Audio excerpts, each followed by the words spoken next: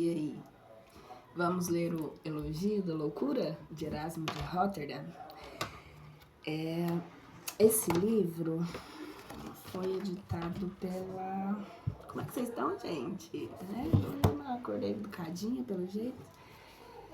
Esse livro, ele é de 1509. O título original dele é Commun Moriae. Ele foi traduzido depois pela editora Martí Claret em 2004. Isso mesmo. Nós vamos começar, eu não sei, isso mesmo, ó, vou ler essa parte aqui de trás pra gente... Desidério Erasmo, conhecido por todo mundo por Erasmo de Rotterdam, sempre esteve envolvido em polêmicas religiosas. Erasmo era um dos homens mais eruditos do seu tempo. Sua obra mais célebre é Elogio da Loucura, escrito na Inglaterra em 1509, na casa de Thomas More. A palavra loucura adquire na obra de Erasmo uma dimensão plena de ambiguidades e uma rara elasticidade. Trata-se da loucura como energia criativa das ações humanas. O Elogio da Loucura teve grande ressonância em sua época e ainda hoje é leitura obrigatória entre acadêmicos e leigos. Eu ganhei esse livro, acho que em 2008.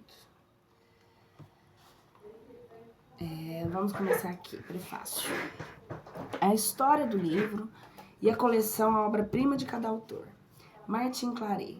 Que é o livro? Para fins estatísticos, na década de 60, a Unesco considerou o livro uma publicação impressa não periódica que consta no mínimo 49 páginas, sem contar as capas.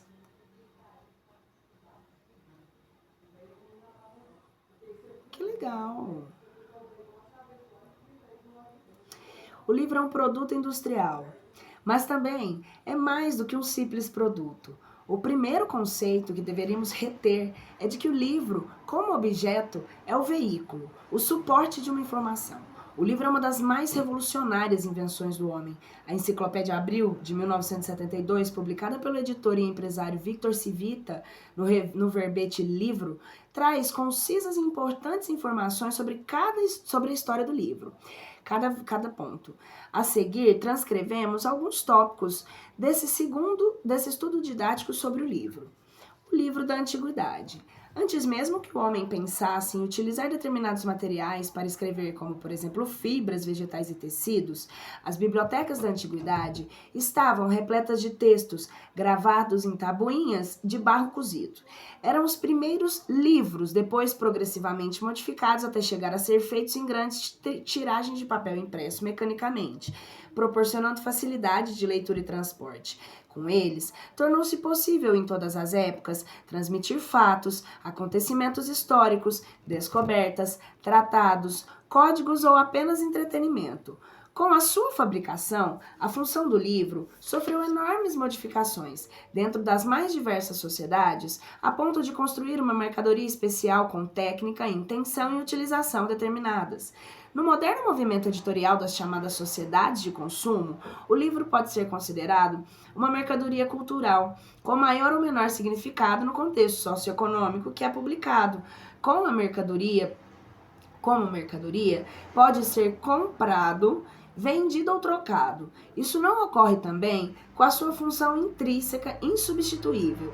Pode-se dizer que o livro é essencialmente um instrumento cultural de difusão de ideias, transmissão de conceitos, documentação, inclusive fotográfica e iconográfica, entretenimento ou ainda condensação e acumulação de conhecimento. A palavra escrita venceu o tempo e o livro conquistou o espaço. Teoricamente, toda a humanidade pode ser atingida por textos que difundem ideias que vão de Sócrates e Horácio a Sartre e McLuhan. Gente, eu não acredito que eu fiz isso. Que coisa ridícula. Eu li o nome errado, ainda coloquei o nome brasileiro, credo. Um termo bem chulo, né? McLuhan, de Adolf Hitler e Karl Marx. Espelho da sociedade. A história do livro confunde-se em muitos aspectos com a história da humanidade. Sempre que escolhem frases, temas e transmitem ideias e conceitos, os escritores estão elegendo o que consideram significativo no momento histórico e cultural que vivem. e assim fornecem dados para análise de sua sociedade. O conteúdo de um livro, aceito, discutido ou refutado socialmente, entrega a estrutura intelectual dos grupos sociais. Nos primeiros tempos, o escritor geralmente vivia em contato direto com seu público, que era formado por uns poucos letrados já cientes das opiniões, ideias, imaginações e teses do autor, pela própria convivência que tinha com ele. Muitas vezes, mesmo antes de ser redigido o texto, as ideias nele contidas já haviam sido extensamente discutidas pelo escritor e parte de seus leitores. Nessa época, como várias outras, não se pensava no enorme percentual de analfabetos. Até o século XV, o livro servia exclusivamente a uma pequena minoria de sábios e estudiosos que constituíam os círculos intelectuais, confinados aos mosteiros no início da Idade Média, e que tinham acesso às bibliotecas cheias de manuscritos ricamente ilustrados. Com o reflorescimento comercial europeu em fins do século XIV, burgueses e comerciantes passaram a integrar o mercado livreiro da época. A erudição laicizou-se e o número de escritores aumentou, surgindo também as primeiras obras escritas em língua que o latim e o grego, reservadas aos textos clássicos e aos assuntos considerados dignos de atenção. Nos séculos XVI e XVII, surgiram diversas literaturas nacionais, demonstrando, além do florescimento intelectual da época, que a população letrada dos países europeus estava mais capacitada a adquirir obras escritas. Vou parar aqui só um minuto para tomar um pouco de água. Estou morrendo.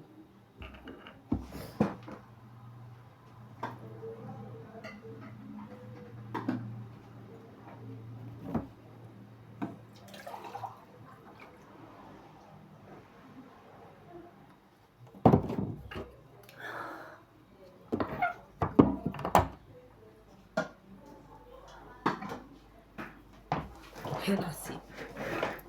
Vamos lá.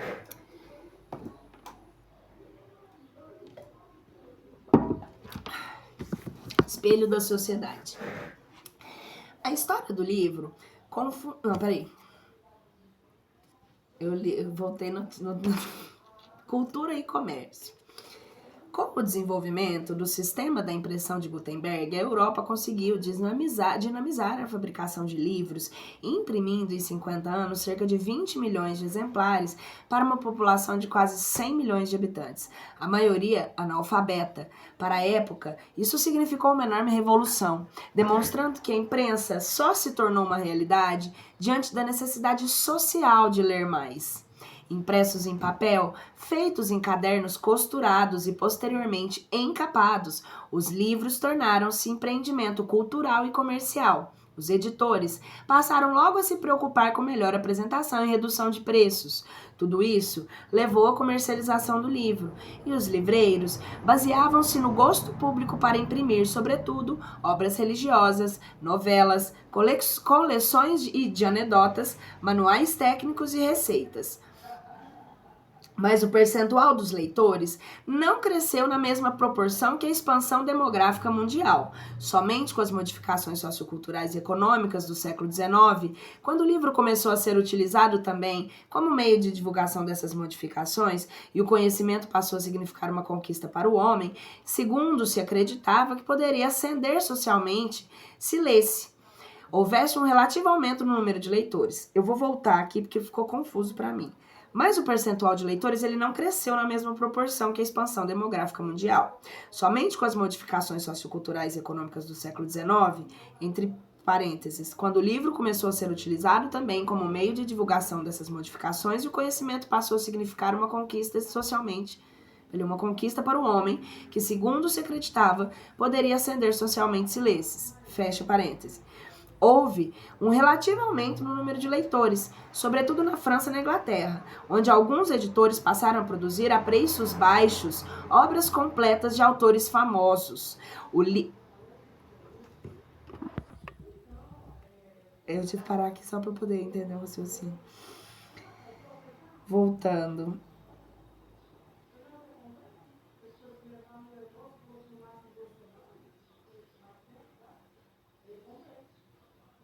O livro era então interpretado como símbolo de liberdade, conseguida por conquistas culturais. Entretanto, na maioria dos países, não houve nenhuma grande modificação nos índices percentuais até o fim da Primeira Guerra Mundial, quando surgiram as primeiras grandes tiragens de livros, principalmente romances, novelas e textos de... Jesus!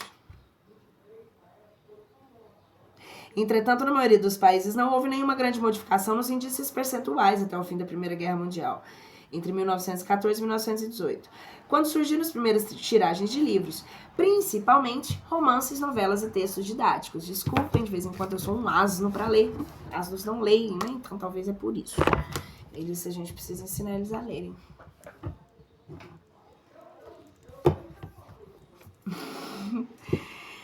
O número elevado de cópias, além de baratear o preço da unidade, difundiu ainda mais a literatura. Mesmo assim, a maior parte da população de muitos países continuou distanciadas em parte, porque o livro em si tinha sido durante muitos séculos considerado objeto raro, passível de ser adquirido somente por um pequeno número de eruditos. A grande massa da população mostrou maior receptividade aos jornais, periódicos e folhetins, mais dinâmicos e atualizados. Os Facebook da época, né? Além de acessíveis ao poder aquisitivo da grande maioria. Mas isso não chegou a ameaçar um livro como um símbolo cultural de difusão de ideias, como fariam mais tarde o rádio, o cinema e a televisão. Não quis dizer que não tem a sua valia, mas é porque essas matérias a gente sabe que muitas vezes eram também manipuladas. Igual é hoje. Só anotar um negócio aqui.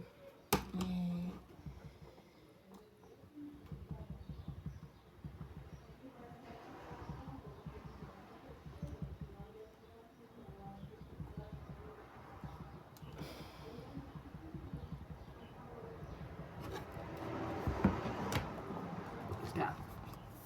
Não é pra eu ter a minha opinião, é leitura, só leitura. É difícil. Calado vence, não, mas não dá. Ué, vamos lá.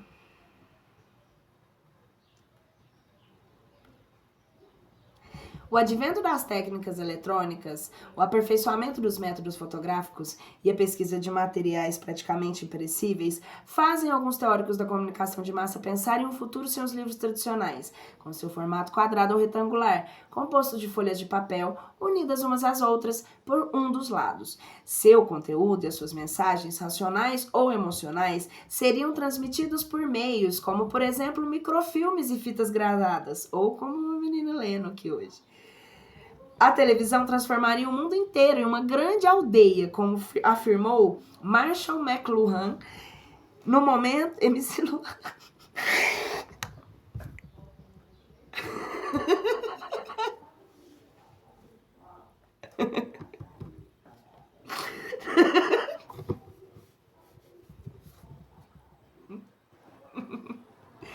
Gente, o cara que escreveu esse livro em 1509, vendo eu ler isso agora em 2025. Ele deve pensar, se a menina é doida mesmo, fudeu. Ferrou com tudo. Meu Deus, não me cortem por isso. No momento, eu nem gosto de funk, pelo amor de Deus.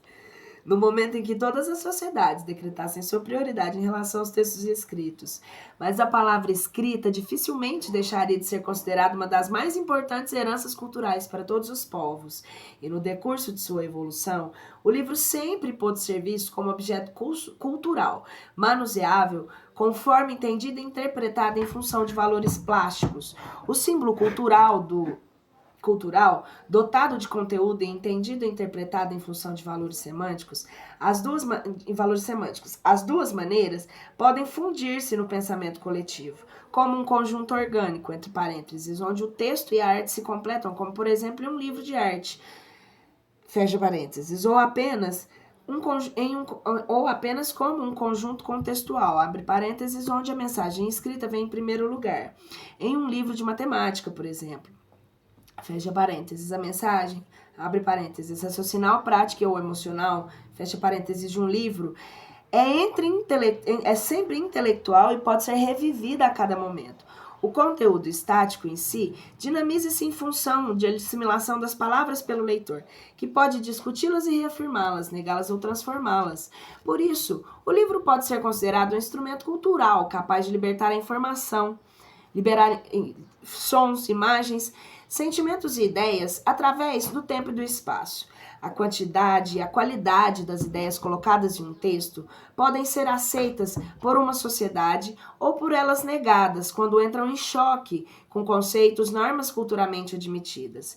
Nas sociedades modernas, em que a classe média tende a considerar o livro como um sinal de status e cultura, a erudição, os compradores utilizam-no como símbolo mesmo, desvirtuando suas funções ao transformá-lo livro em objeto.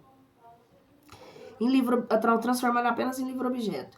Mas o livro é, antes de tudo, funcional. Seu conteúdo é que lhe confere valor, como os livros das ciências, de filosofia, da religião, artes, história e geografia, que representam cerca de 75% dos títulos publicados anualmente em todo o mundo. O mundo lê mais. No século XX, o consumo e a produção de livros aumentaram progressivamente. Lançado logo após a Segunda Guerra Mundial, 1939 a 1945, quando uma das características principais da edição de um livro eram as capas entreteladas ou cartonadas. O livro de bolso constituiu um grande êxito comercial. As obras, sobretudo best-sellers publicados em algum tempo antes em edições de luxo, passaram a ser as mesmas impressas em rotativas, como as revistas e distribuídas às bancas de jornal.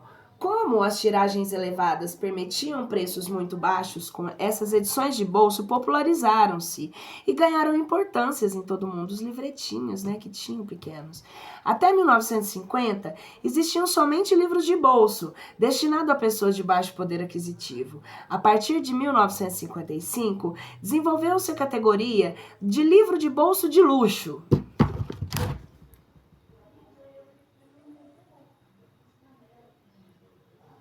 Desculpa, eu precisava parar para ir no... O povo gourmetiza até o trem aqui, não. Não adianta, desde que mundo é mundo, o povo gourmetiza tudo mesmo, não adianta não. Ainda bem que o trem foi feito por baixo poder aquisitivo, aí eles pegaram o trem do pobre e fizeram o trem pro rico, né? Não... Os livros eram de pouco acesso, porque eram caros. Era para o pessoal mais de poder aquisitivo maior, pessoas mais instruídas, que geralmente eram as mais ricas. Aí eles foram lá e criaram um livretinho para os pobres, que eram os pequenos, os de bolso, para ser acessível aos pobres. Aí os ricos pegaram uma coisa que eles mesmos já tinham criado, que foi criada para os pobres, e criaram um negócio dos pobres para ser para os ricos, que era de luxo. Gente...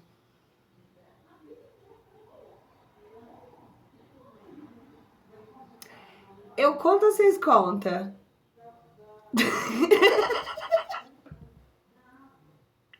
Eu conto ou vocês contam? Não, vamos pra lá, vamos continuar a leitura, vai.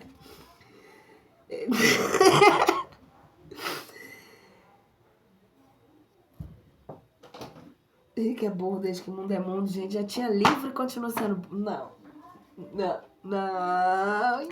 dá, vai, vamos voltar. As características principais destes últimos eram a abundância de coleções. Em 1900... Não, é sério mesmo. Tipo assim, não.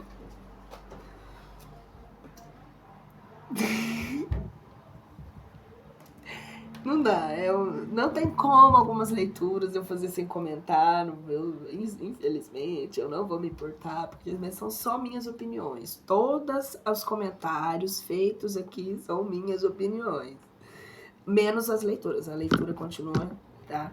Às vezes a gente dá uma parada só pra gente dar uma distraída, porque senão a gente perde. Depois dessa aqui eu fiquei de cara. Em 1964, mais de 200 nos Estados Unidos, e a variedade de títulos endereçados a um público intelectualmente mais refinado.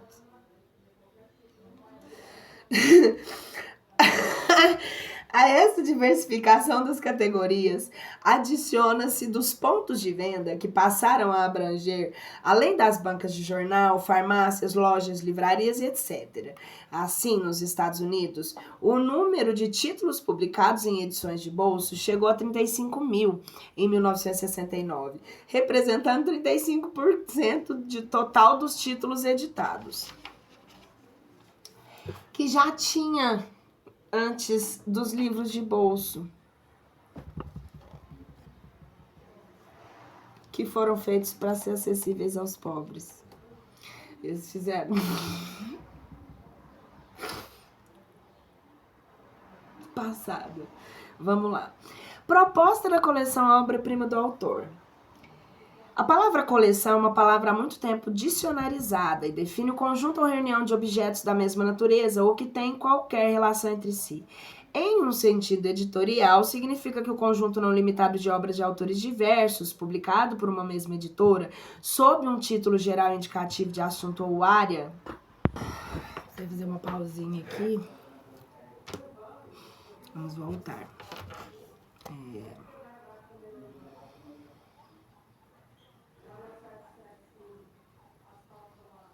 A palavra coleção há muito tempo dicionarizada e define o conjunto ou reunião de obras da mesma natureza, ou tem qualquer relação entre si.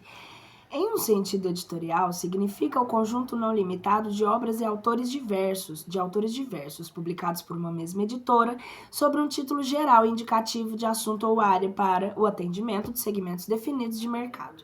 A coleção, a obra-prima de cada autor, corresponde plenamente à definição acima mencionada. Nosso principal objetivo é oferecer em formato de bolso a mais importante obra de cada autor, satisfazendo o leitor que procura boa qualidade. Desde os tempos mais remotos que existiam coleções de livros. Em Nínive, em Pérgamo e na Anatólia, existiam coleções de obras literárias de grande importância cultural, mas nenhuma delas superou a célebre Biblioteca de Alexandria, que, incendiada em 48 a.C. pelas legiões de Júlio César, quando estes arrasaram a cidade. A coleção, a obra-prima de cada autor, é uma série de livros a ser compostas com mais de 400 volumes, formato de bolso com preço altamente competitivo e que pode ser encontrado em centenas de pontos de vendas. Isso aqui, eu acho que passou interessante, né? Porque esse aqui tá falando sobre editora, né? O critério foi estabelecido pela tradição e pela crítica especializada, em sua maioria as obras de ficção e filosofia, embora possa haver textos sobre religião, poesia, política, psicologia, autoajuda. Inauguramos a coleção de textos clássicos, Dom Casmurro, Machado de Assis, O Príncipe e Mensagem de Fernando Pessoa, O Lobo do Mar, de Jack London. Nossa proposta é fazer uma coleção quantitativamente aberta, periodicamente a mensal. Editorialmente, sentimos orgulho de poder oferecer a coleção Obra-Prima de cada autor aos leitores brasileiros. Nós acreditamos na função do livro. Eu também. Vamos à introdução. Erasmo a Thomas More, Saúde. Introdução. Achando-me dias atrás de regresso da Itália à Inglaterra, a fim de não gastar todo o tempo da viagem em insípidas fábulas, preferi recrear-me, ora vendo o espírito aos nossos comuns estudos, ora recordando os doutíssimos e ao mesmo tempo dulcíssimos amigos que deixara ao partir. E foste tu, meu caro More, o primeiro a aparecer aos meus olhos, pois quando, malgrado tanta distância, eu via e falava contigo, com o mesmo prazer que costumava ter em tua presença, e juro não ter experimentado maior em minha vida.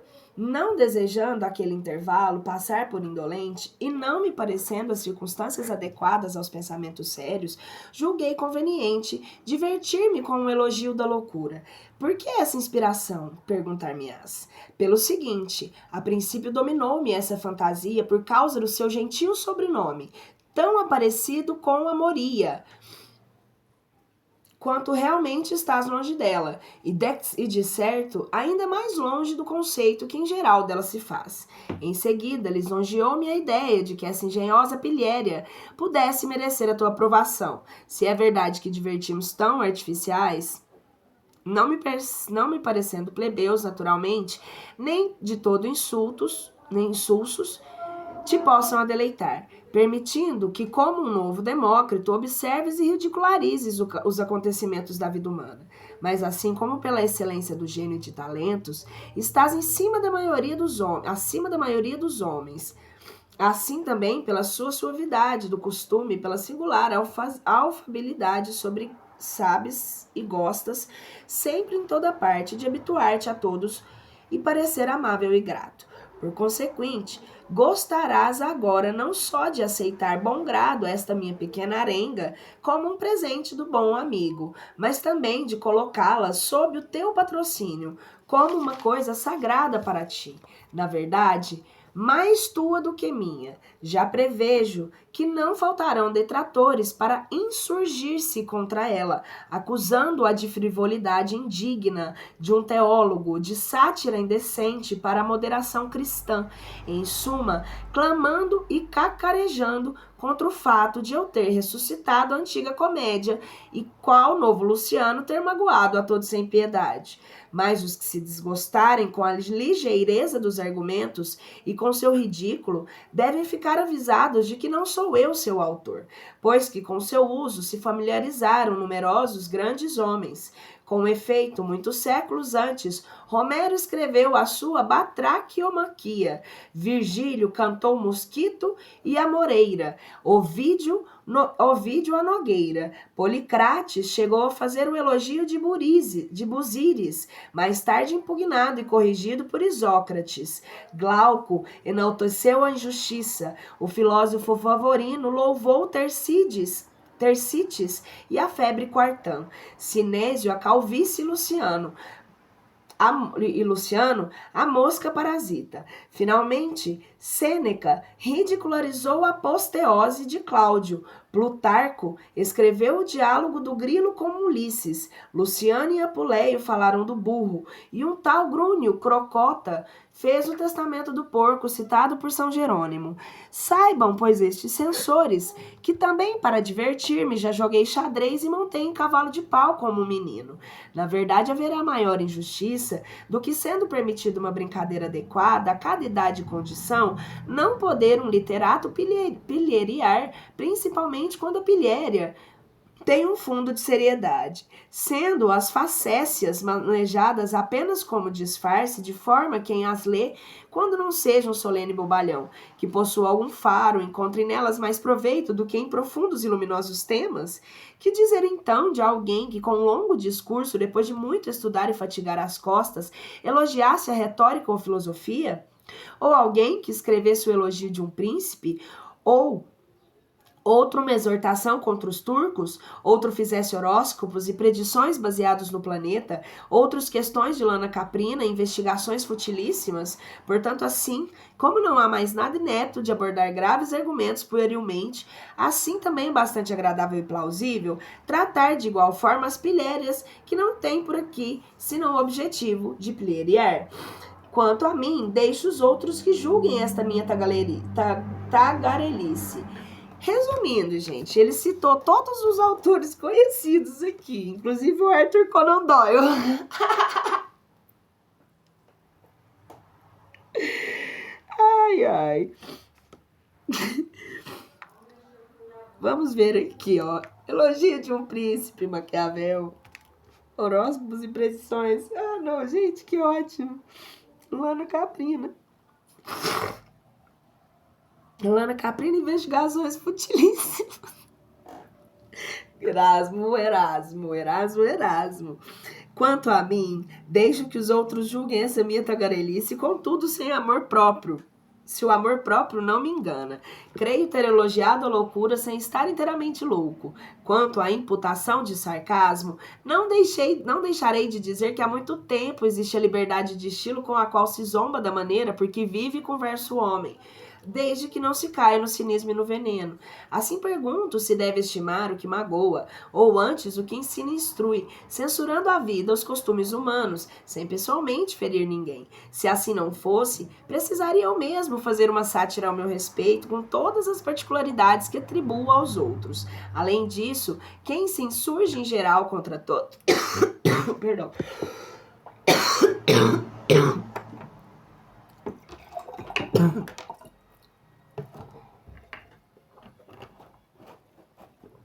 Quem se insurge em geral contra todos os aspectos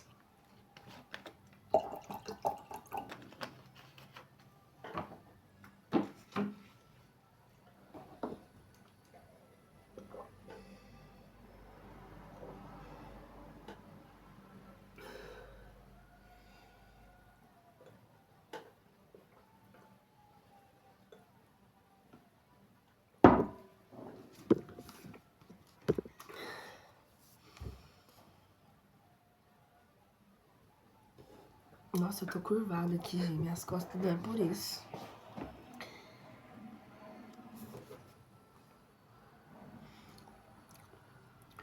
Além disso, quem se insurge em geral contra todos os aspectos da vida não deve ser inimigo de ninguém, mas unicamente do vício em toda a sua extensão e totalidade. Se houver, pois alguém que se sinta ofendido por isso, deverá procurar descobrir suas próprias mazelas. É o antigo vai fazer terapia. Porque, do contrário, se tornará suspeito a mostrar receio de ser objeto da minha censura. Muito mais livre e acerbo nesse gênero literário foi São Jerônimo, que nem sequer perdoava os nomes das pessoas. Nós, porém, além de calarmos absolutamente nomes, temperamos o estilo de forma que o leitor honesto verá por si mesmo que o nosso propósito foi mais divertir do que magoar. Seguido o exemplo de Juvenal, em nenhum ponto tocamos na oculta cloaca de vícios da humanidade, nem revelamos suas torpezas e infâmias, limitando-nos a mostrar o que nos pareceu ridículo.